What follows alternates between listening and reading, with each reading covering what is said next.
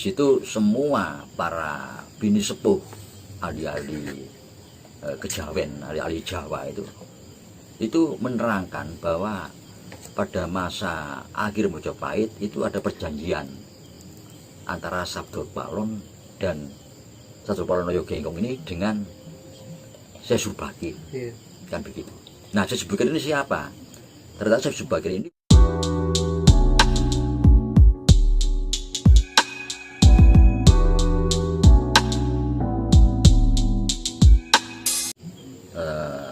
supaya tepat sasaran dalam kita berbicara tentang Goro-goro yang dikaitkan dengan Meletus Gunung Semeru itu, kami tarik ke belakang, jauh ke belakang.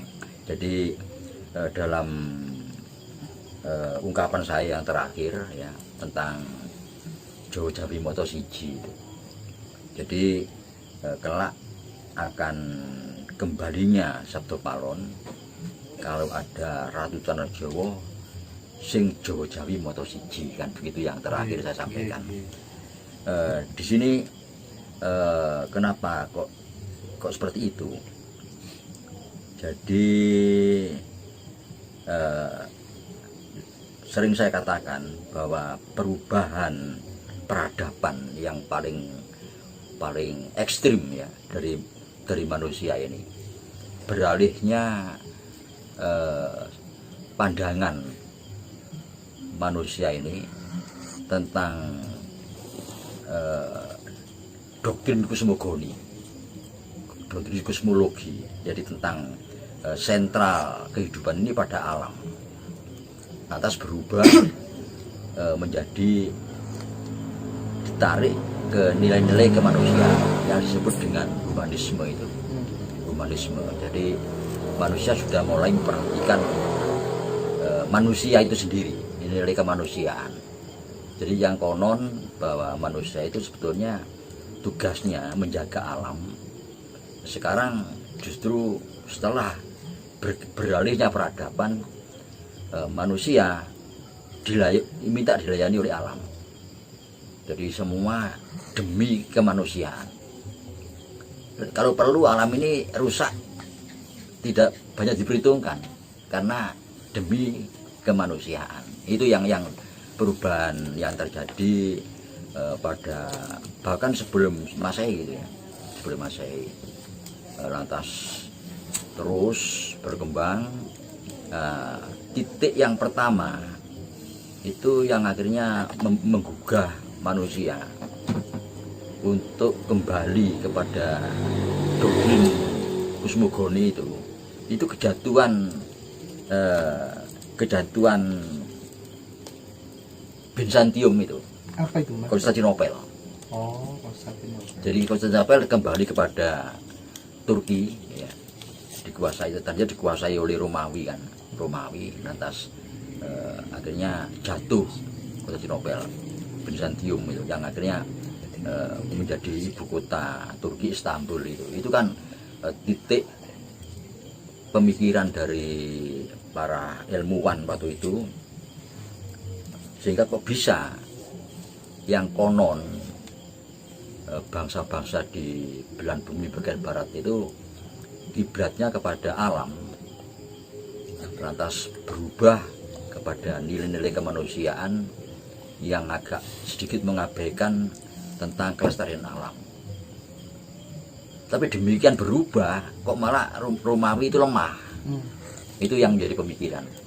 Romawi menjadi lemah, sehingga Konstantinopel jatuh pada Turki. Di sini diceritakan dalam sejarah bahwa akhirnya para cendekiawan, para mahasiswa, para profesor-profesor itu berkumpul di kota namanya Florence. Florence yang dibicarakan cuma itu. Kenapa kita menjadi lemah setelah kita tidak lagi memuja alam. Jadi memuja dewa-dewa itu kan diartikan memuja alam.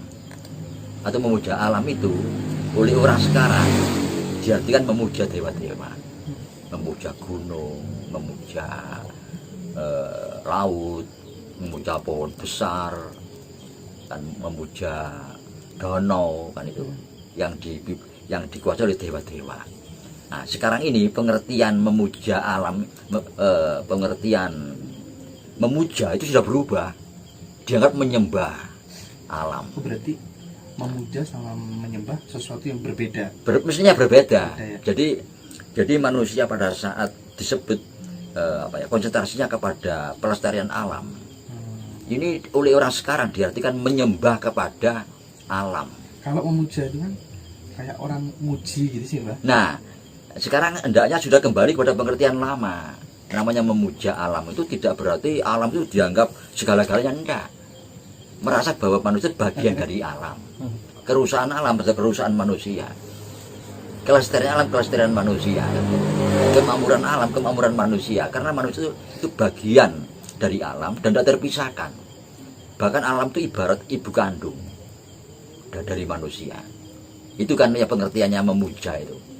Tapi setelah perubahan peradaban yang namanya melestarikan alam, konservasi alam, menjaga jangan sampai alam itu rusak, itu dianggap itu dirubah menjadi menyembah pohon besar, menyembah batu besar.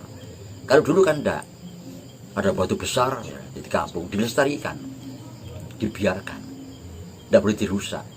Tapi perubahan peradaban akhirnya batu besar itu dipecah, jadikan bangunan, rumah, gedung untuk kepentingan manusia. Semua hutan itu kayunya dimanfaatkan oleh manusia. Apapun dimanfaatkan demi kepentingan kemanusiaan. Tidak peduli alam itu rusak. Ini peradaban setelah manusia itu berpikir tentang nilai kemanusiaan. Bahkan, nah ini kalau dibicarakan lebih lanjut, perang, semua perang itu dalilnya demi kemanusiaan. Sampai blok barat, blok timur, perang Amerika dan Rusia, apa demi kemanusiaan, demi nilai-nilai kemanusiaan. Itu alasannya. Padahal perang. Sampai pernah terjadi perang di Indochina ya, di Vietnam antara kelompok Nordom Sihanouk, kelompok Pol Pot, Khmer Merah, saling berperang, saling menghancurkan demi kemanusiaan. Nah ini aneh. Demi kemanusiaan. Iya, alatnya demi kemanusiaan. Jadi supaya kalau semuanya kalau sudah demi kemanusiaan, demi manusia, sepertinya alam itu bisa dirusak. Semua pohon harus untuk kepentingan manusia, untuk membuat rumah, membuat apa saja, peralatan. Batu juga begitu. Sebesar apapun harus dihancurkan untuk membangun bangunan untuk kepentingan manusia. Jadi kebablasan. Jadi mengangkat nilai kemanusiaan yang dicanangkan pada masa itu terus berlangsung sampai sekarang. Tidak peduli. Tidak ada kesempatan bagi alam ini untuk kepentingannya sendiri. Keseimbangan Itu alam tidak diperhatikan. Ini yang terjadi. Nah, tapi kesadaran waktu jatuhnya Konstantinopel ini kan karena mereka melirik ke belakang, zaman Romawi kuno, Yunani kuno, bangun-bangunan Kolosium di mana-mana, terus menara Pisa, zaman Babilonia. Loh kok dulu hebat sekali leluhur kita itu kan begitu. Kok sekarang menjadi seperti ini? Nah, mereka sadar mau kembali kepada alam lagi. Tapi perkembangan dan demikian tetap dia demi kemanusiaan. Nah, sampai pada abad pertengahan timbul zaman masa disebut dengan abad penjelajahan. Abad penjelajahan terus sampai berkembang kepada abad reformasi ya, terus sampai terjadinya revolusi industri. Nah, ini sudah lupa. Nah, revolusi industri ini melahirkan berbagai macam paham, mulai kapitalisme, imperialisme, kolonialisme, neokolonialisme, komunisme. Ini semua anak kandung revolusi industri. Dan mereka juga saling berperang, paham-paham ini, saling bertikai demi kemanusiaan. ini yang terjadi. Nah, ini kalau boleh diakui, kalau diakui ya, itu titik yang ekstrim tentang penghancuran demi kemanusiaan itu jatuhnya Mojopahit. Ini diakui atau tidak diakui, titik kulminasinya itu jadi Mojopahit itu, di mana mereka bergerak demi kemanusiaan. Berarti kita dianggap bukan manusia lagi. Tandanya apa? Nah, merebut apa yang ada di negeri kita, merampok semua yang ada di negeri kita demi kehidupan mereka. Padahal kita juga manusia sebetulnya, tapi dengan dalih demi kemanusiaan kita dihancurkan. Nah, sekarang contoh ya, kembali kepada tadi janji Sabdo Palon. Di situ semua para bini sepuh, ahli-ahli kejawen, ahli-ahli Jawa itu menerangkan bahwa pada masa akhir Mojopahit itu ada perjanjian antara Sabdo Palon dan Sabdo Palon Noyo Genggong ini dengan Syekh Subakir, kan begitu. Nah, Syekh Subakir ini siapa? Ternyata Syekh Subakir ini utusan dari Turki, kan? Yang difahami oleh para sesepuh, utusan dari Turki pada zaman kekhalifahan Sultan Muhammad pertama itu, Sultan Muhammad ini yang dikirim ke sini. Lantas pertanyaannya, pada saat terjadi dialog antara Sabdo Palon Noyo Genggong dan Syekh Subakir, bahasa Eropa di mana posisinya? Ini pertanyaannya. Padahal waktu itu sama-sama masuk. Dari Turki Utsmani masuk, dari bahasa Eropa masuk, Portugis, Spanyol, Inggris, Belanda masuk. Lantas di mana posisi mereka pada saat terjadi perjanjian?